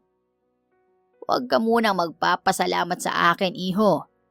Kailangan mo munang magkaroon ng progresibo sa loob ng hindi bababa sa 4 na taon. Kapag natapos na iyon at maganda ang takbo ng negosyo, doon mo ko pasalamatan. Isa pa ay kailangan mo ring tuparin ang pangako mo sa akin na babalikan mo ang anak ko at pakakasalan. Kahit na po, ang bigyan ng ganitong klase ng oportunidad ay hindi basta-basta isinasawalang bahala. Turo po pati ng lola ko na matutong magpasalamat, malaki man o maliit na bagay ang natanggap, at makakaasa po kayo na tutuparin ko ang kay Hana. Malapad na napangiti ang may edad na lalaki. Sigurado akong malayo ang mararating mo. Bueno, sabihan mo na lang ako kung kulang pa ang perang binigay ko. Handa naman ako magdagdag, iho. May tiwala ako sa'yo. Si Santi naman ang napangiti. Sige po, ngayon din ay aayusin ko lahat ng kailangan ko. Salamat po dito. Sa ngayon ay tama na muna ang perang ito. Hindi maikakaila sa tinig niya ang labis na kasiyahan. Paano po? Tutuloy na po ako, sir. Hindi pa tayo tapos mag-usap, Santi. Pigil ng Ginoo ng akmang tatayo na siya sa upuan. Po, may nakalimutan pa po ba kayong sabihin? Mayroon. Si Hana. Huwag mo siyang sasaktan at bibiguin. Maliwanag ba? Napakunot sa ulo si Santi. Kahit hindi niyo po sabihin, ay hindi ko naman po talaga yon gagawin sa kanya. Mahal ko po ang anak niyo. Bantayan niyo po siya para sa akin. At pakibigay na rin po ng sulat na ito sa kanya. Baka kasi kapag nakausap ko siya at nakitang umiyak, ay maisipan kong huwag tumuloy sa mga plano ko. Sana lang po hintayin niya ako at maintindihan. Sana isipin niya na nag-abroad lamang ako pero babalik din agad. Sige, ako na ang bahala sa anak ko. Ibibigay ko ang sulat mo para sa kanya. Sige po, salamat po ulit sir.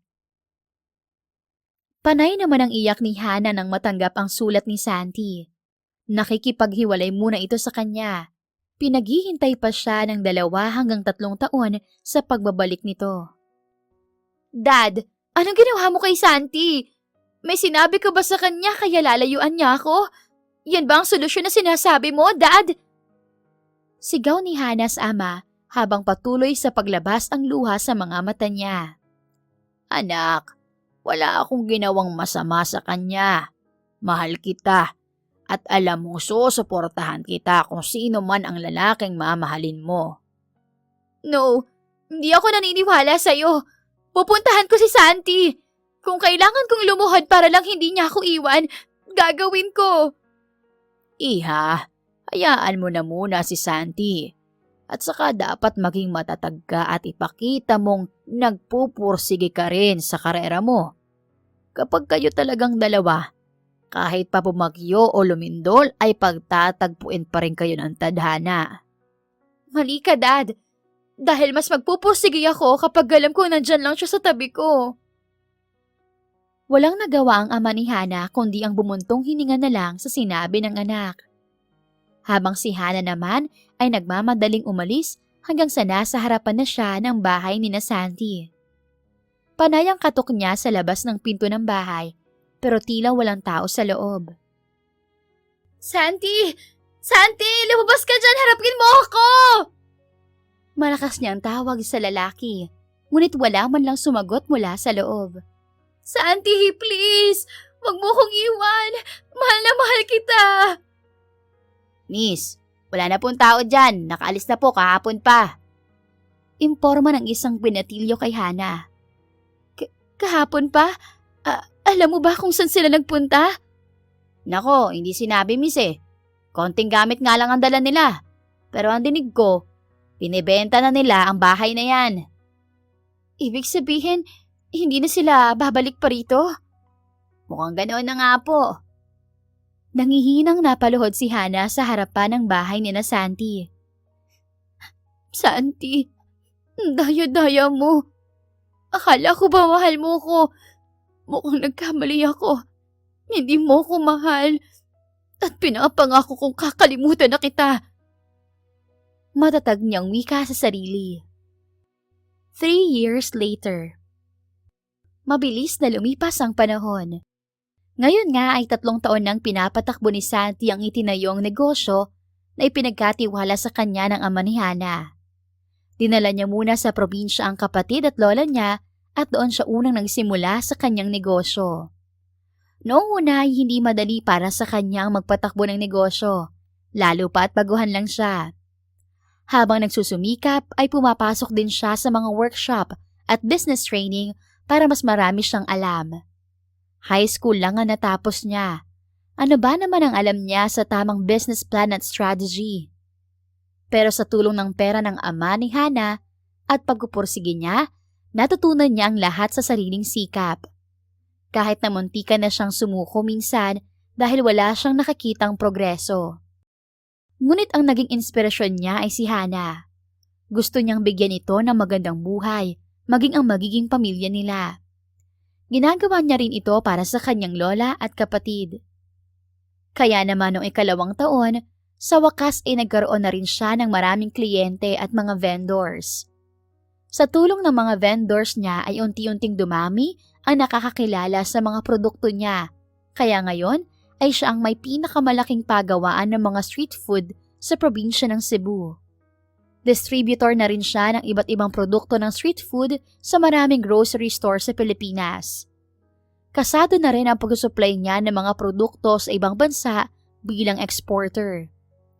Isa na siya sa magsusupply ng mga frozen Filipino street food products sa mga Asian store sa Canada at Amerika. Sobrang daming blessing ang dumating sa buhay ni Santi sa nakalipas na 3 taon. Hindi niya alam kung swerte lang siya o tinutulungan siya ng palihim ni Mr. Zaragoza. Dahil noong panahon na nais na niyang sumuko, bigla ay may mga kliyente na dumating sa buhay niya at tinangkilik ang mga produkto niya. Kailangan din niyang makausap ang mabait na Ginoo sa mga bagay na iyon upang personal niya itong mapasalamatan. Pero bago iyon, ay si Hana muna ang kailangan niyang harapin at suyuin. Malaki ang kasalanan niya rito at pagkukulang. Hintayin mo ko, mahal ko. Natupad ko ng pangarap ko. Kaya ngayon, ang kaligayahan ko naman ang tutuparin ko. Nakangiti niyang wika sabay sakay sa kanyang bagong sasakyan. Sabi kasi ng ama ni Hana ay nasa bangko ang anak nito at hands-on na pinamamahalaan ang main branch ng mga ito. Tapos na rin ang training ng dalaga, kaya ganap na itong CEO ng MZ Bank Corporation na may maraming branch sa bansa. Noong nakaraang 2 taon, ay inilipat na ni Mr. Zaragoza ang mga negosyo nito kay Hana. Nabalitaan iyon ni Santi, kaya lalo siya nagpursige na magtagumpay sa negosyo. Hindi man niya mapantayan si Hana, at least man lang ay maibigay niya ang pangangailangan nito at ng magiging anak nila kung sakaling maging isa na silang pamilya. Pamilya? Sana nga magkatotoo. Sana nga hindi pa siya huli. At sana mapatawad siya ni Hana sa pagkawala niya ng matagal. Alam niyang hindi deserve ni Hana ang iwan sa ere ng basta-basta. Pero kinailangan niyang gawin iyon para makapag-focus siya sa goal niya sa buhay. Pagdating niya sa MZ Bank ay bigla siyang kinabahan. Ipinapanalangin niyang sana hindi galit si Hana sa kanya na alam niyang imposible. Gayon pa man ay kinalma niya ang sarili at kinuha ang isang ponpon ng pulang rosas. Good morning, sir. Ano pong kailangan nyo? Magalang na tanong ng security guard sa kanya. Mukhang hindi siya nakilala ni Manong Rocco. Siguro dahil iba na siyang manamit pagkalipas ng ilang taon. Nandyan ba si Miss Hana Zaragoza? Mahinahon niyang tanong. Yes, sir. Nasa office niya po. Pero mukhang may kausap pa po eh. Sino? Mukhang manliligaw niya po, sir. What? Papasukin niyo ako. Ako ang boyfriend niya. Ano pong pangalan niyo, sir? Santi.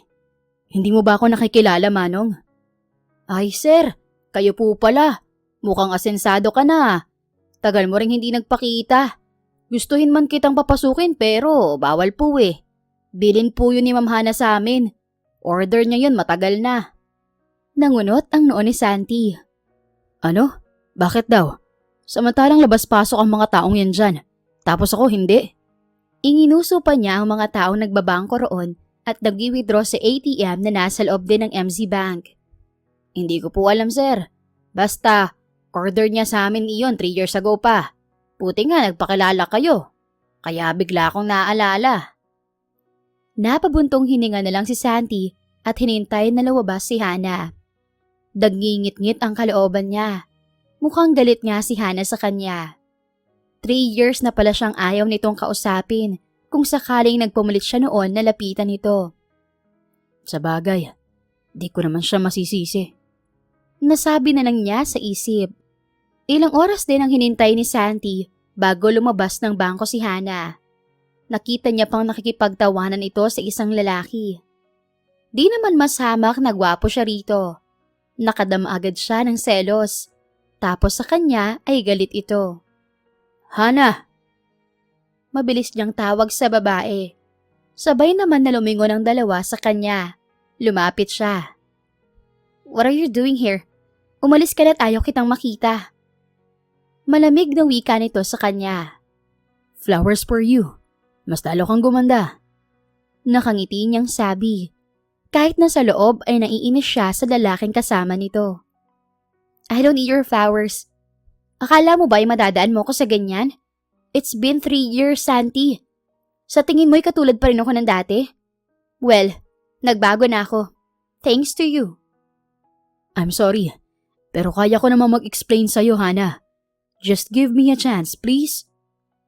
At chance para paasahin ulit ako? Oo, alam kong may rason ka kung bakit ka nakipaghiwalay sa akin. Pero Santi, sulat lang?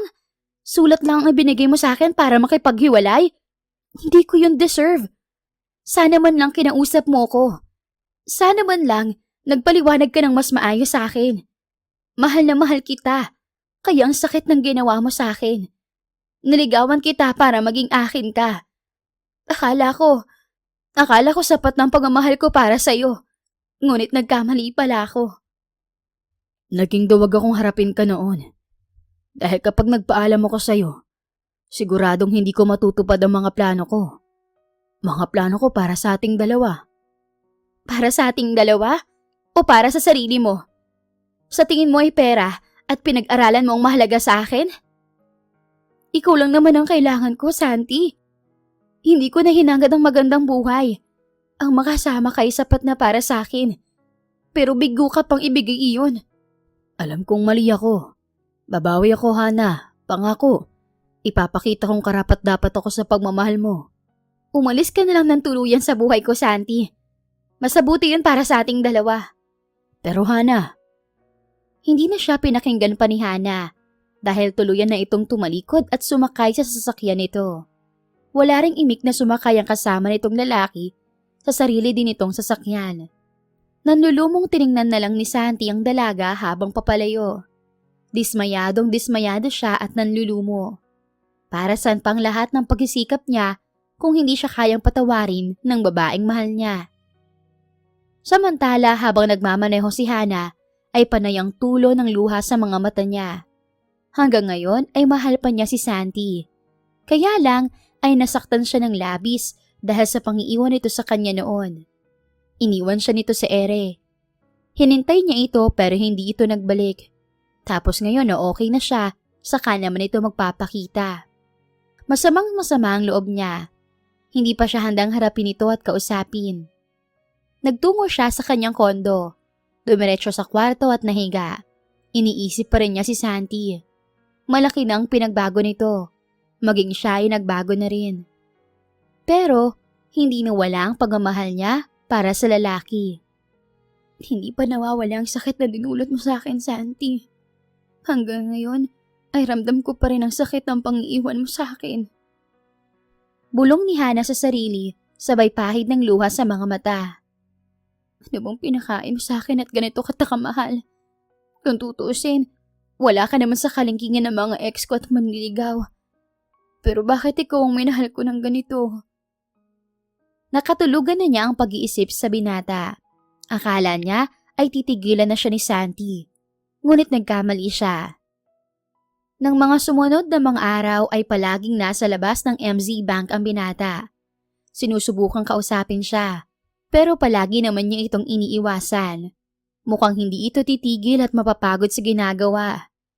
Halos 2 weeks na itong pabalik-balik sa MZ Bank, minsan ay sa labas ng kondo niya. Ngayon nga ay naroon na naman sa labas ng MZ Bank ang binata para manuyo. Hi Hana, dinalhan nga pala kita ng favorite mong pagkain. Street food Nakangiti niyang bati sa babae.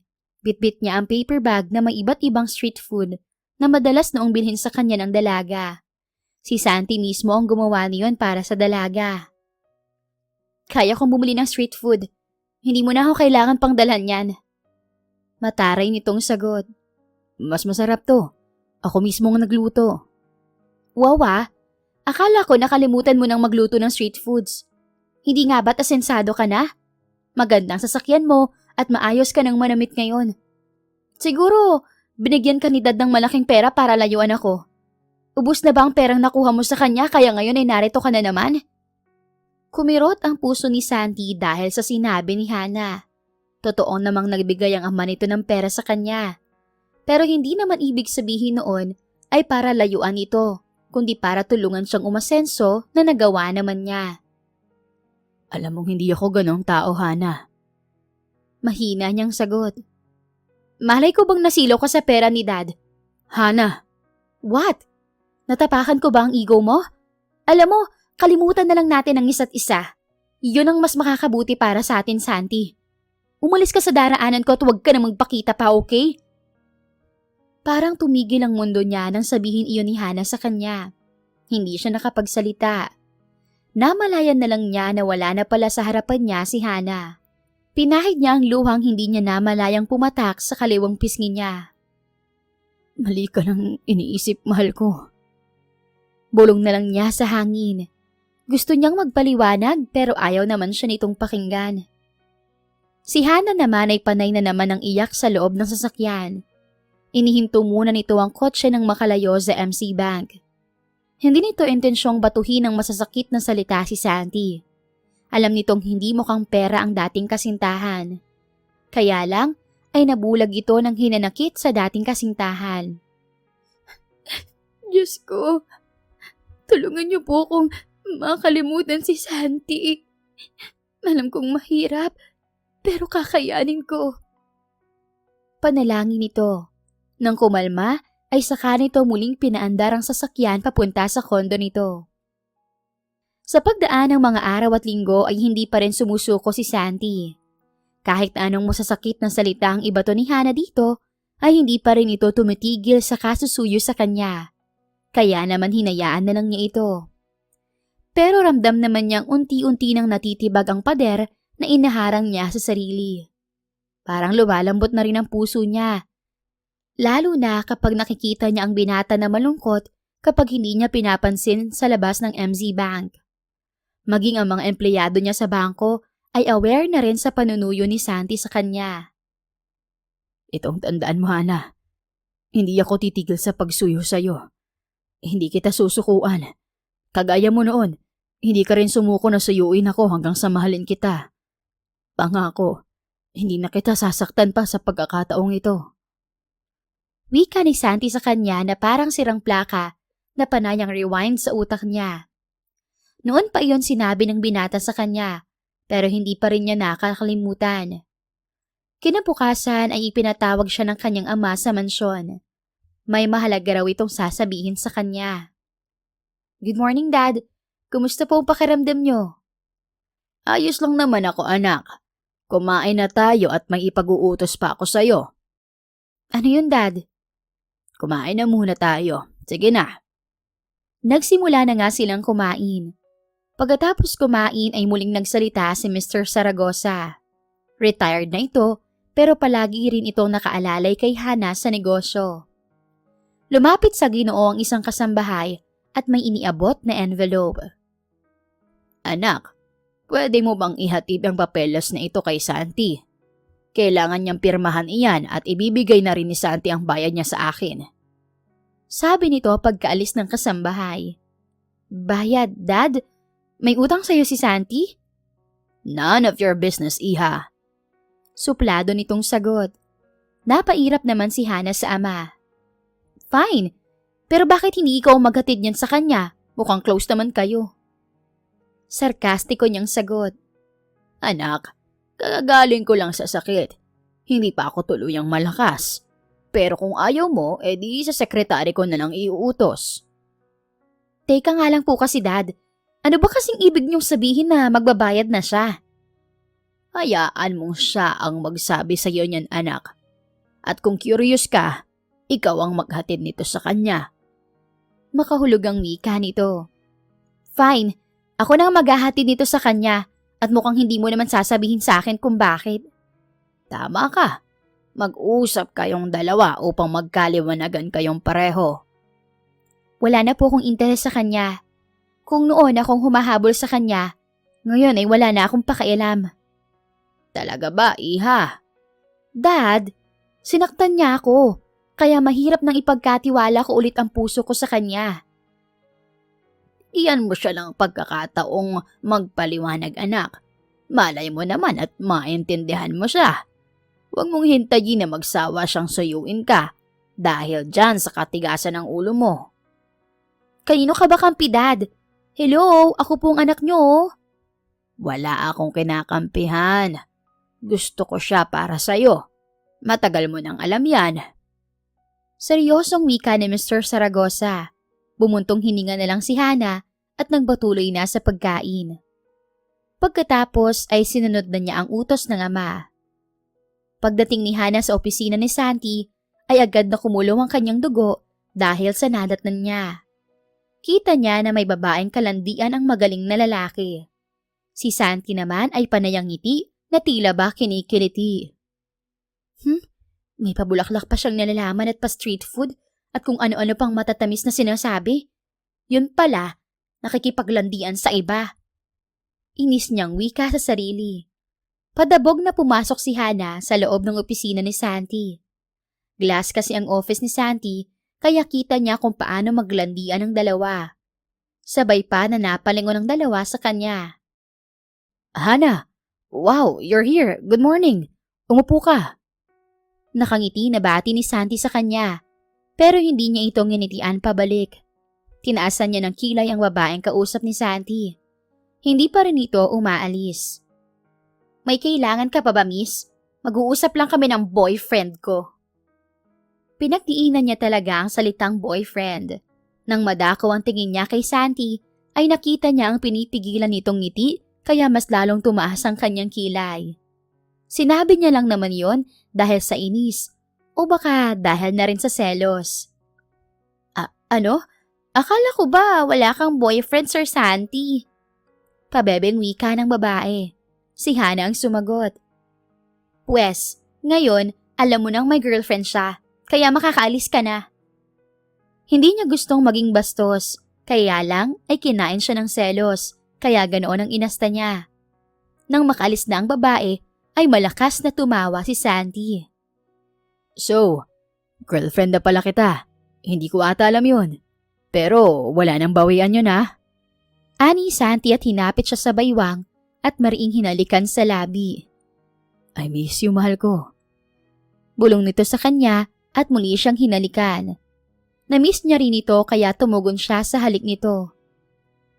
I miss youhin mong mukha mo. Nakikipaglandian ka pa ha? Asik niya nang makahiwalay dito. Sekretary ko lang yun. Ganon talaga siya. Friendly. Friendly pala pag ganon? Fire her. Baby naman. Mabait naman siya. At saka mawawalan ako ng sekretary niyan. I don't care. She's malandi, so fire her. Hire a new secretary. Yung lalaki. Kawawa naman yung tao. Wag naman. Bakit? Dahil mawawalan ka ng kalandian? Hindi naman sa ganon. Okay. Ililipat ko na lang siya ng ibang branch pero hindi ko magagawang tanggalin siya. Ilalayo ko na lang siya dito sa Manila branch para lang hindi ka na magalit.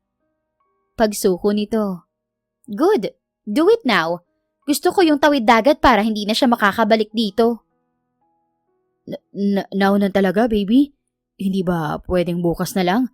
Mahirap humanap ng kapalit niya eh. Tapos lalaki pang hahanapin ko. Hindi umimik si Hana pero malinaw kay Santi ang dala niyang mensahe. Kaya ito muli ang sumuko. Agad nitong pinindot ang intercom at kinausap ang HR manager para ilipat ang secretary sa ibang branch sa Cebu. Okay na po, mahal ko. Ginawa ko na. Ang lakas mo sa akin eh. Ayun oh, kausap na ng manager ang sekretary ko. Tinignan ni Hana ang labas ng opisina at mukhang mabilis nga ang aksyon ni Santi dahil nagligpit agad ng gamit ang babae at umalis kasunod ang HR manager. Mabuti naman. Sagot niya. Anyway, may pinapadala si Daddy sa'yo. Sabi niya, magbabayad ka na raw. Ano bang utang mo kay Daddy? Iginiya muna siya ni Santi sa couch upang doon sila mag-usap. Pinindot ni Santi ang remote ng switchable privacy glass upang hindi sila makita ng mga empleyado sa labas ng opisina. Naupo ang binata sa tabi niya saka sumagot. Well, nag-offer ang daddy mo sa akin ng malaking halaga. 10 million pesos. Gusto niyang magtayo ako ng sariling negosyo at siya ang investor ko. Tinanggap ko ang offer niya dahil sa kagustuhan kong mabigyan ka ng maayos na buhay. Pero, sinabi ko sa kanya na ayaw kong malaman mo ang plano ko. Gusto ko munang paluguin ang itatayo kong negosyo. Pinagbigyan naman niya ako. Pero sabi niya sa akin, dapat mangako ako na babalikan kita after 3 years. Sabi ko, talagang gagawin ko yun. Magtagumpay man ako hindi sa itatayo kong negosyo. Kaya ngayon ay narito na ulit ako sa Maynila. Dahil sa'yo, mahal. Nagulat si Hana sa sinabi ni Santi. Hindi niya akalain na ganoon ang ginawa ni Santi para sa kanya. Akala nga niya ay nag-abroad ito o di kaya ay binayaran ng kanyang ama. Patawarin mo ko, Hana. Gusto ko lang umangat sa buhay upang maipagmalaki mo naman ako. Ganon kita kamahal. Gagawin kong lahat para sa'yo. 3 taon kong tiniis na malayo sa'yo. Minsan kapag pumupunta ako dito sa Manila para sa negosyo, dumadaan ako sa mga lugar na alam kong tinatambayan mo. Binabantayan kita sa malayo. Masakit sa akin na tanawin ka sa malayo habang nag-iisa at nalulungkot. Gusto kitang lapitan at samahan, pero hindi ko ginagawa dahil sa pangako ko sa sarili ko na magpapakita lang ako sa iyo kapag successful na ako at tapos na ang napagkasunduan namin ng daddy mo. Ako nga ang dapat humingi sa'yo ng sorry, Santi. Kung ano-anong masasakit na salita ang ibinato ko sa'yo na hindi inalam ang katotohanan.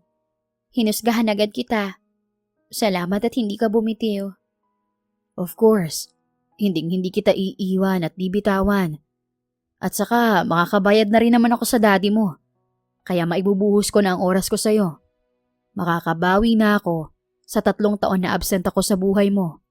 Salamat din dahil hindi mo ko pinagpalit sa iba. Paano kita ipagpapalit kung wala ka namang katulad? Imagine, ang anak ng business tycoon at isa sa bilyonaryo sa Pilipinas, nanligaw sa isang gwapong street vendor. Ganyan ka kalakas sa akin. Kaya paano ipagpapalit kita sa iba? Sino yung lalaki sa bangko na nakita ko? Yun. Classmate ko lang yun ng college. VIP client namin yun sa bangko. Ganun ba? Nagselos pa naman ako. Akala ko manliligaw mo. Hindi Oo nga pala. Kumusta na si Lola Igma at si Sarah? Nakapagtapos na ng pag-aaral si Sarah. Katawang ko siya sa mga negosyo. Nasa ibang branch nga lang siya. Si Lola naman nasa bahay lang. Hayaan mo't dadalhin kita sa kanila. Kasama ko silang bumalik dito sa Manila. Alam mo bang miss ka na rin nila? Muling niyakap ni Santi si Hana. Namiss kita, mahal. Masuyong sabi pa nito sabay halik sa labi ng dalaga. Namiss din kita, Santi. Promise me na hindi ka na mawawala, okay? Promise.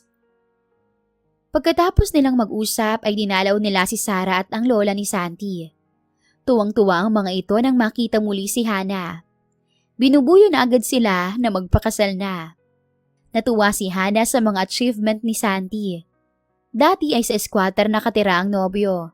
Ngayon ay may malaki na itong bahay at magandang negosyo. Kaya naman proud na proud siya dito. Pagkagaling sa bahay ni Santi ay sa mansyon naman ang daddy ni Hana sila nagpunta. Personal na iniabot ni Santi sa Ginoo ang tseke bilang bayad sa pinaluwag nito sa kanya noon na 10 milyon. Nais niyang isama doon ang interest, ngunit tumanggi ang matanda. Nalaman din niya na tama ang hinala niya na tumutulong sa kanya si Mr. Saragosa sa paraan ng pagkapadala nito ng kliyente na hindi alam ni Santi kung saan mga nagmumula.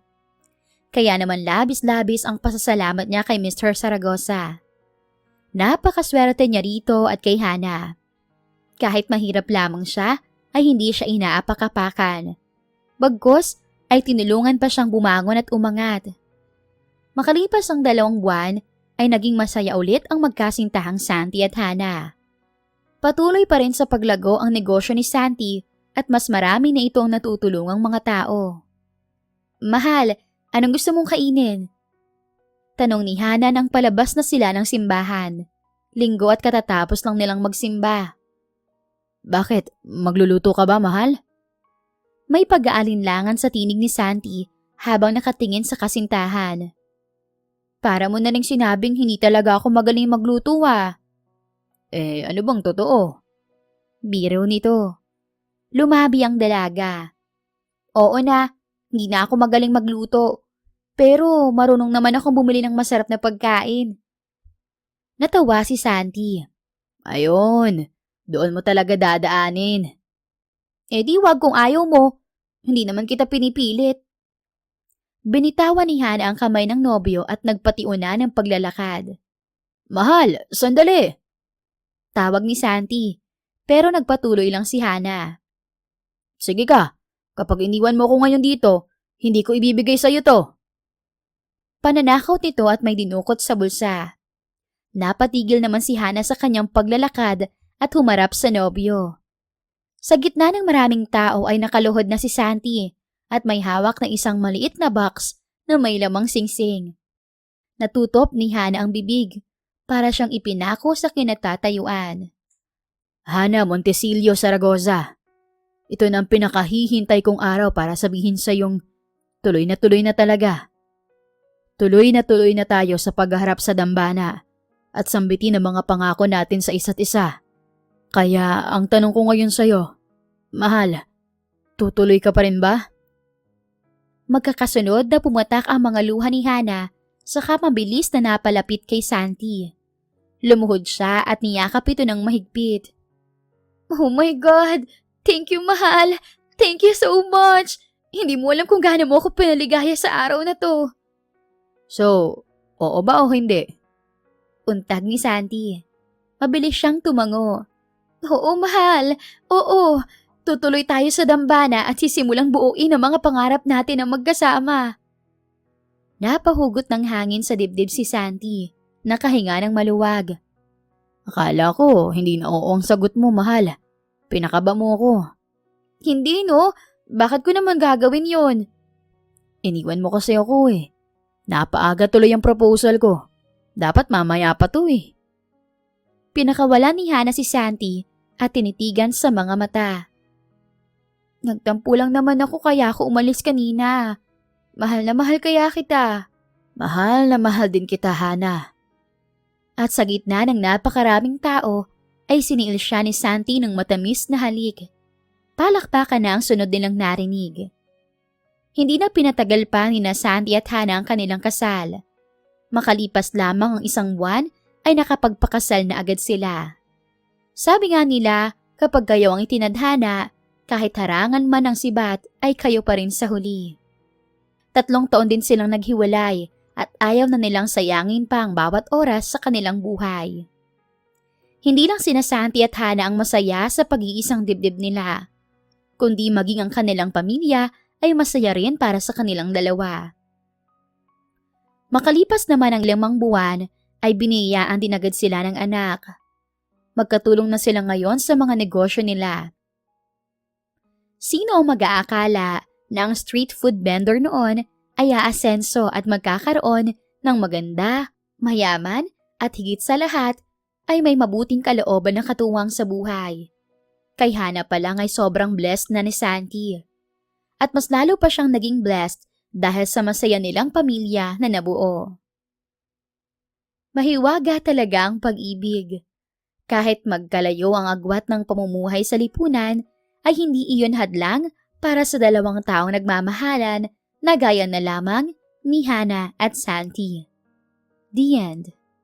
Kung nagustuhan niyo ang istorya natin ngayon, huwag kalimutang mag-share, mag-like, mag-comment at mag-subscribe. Thank you for watching and listening.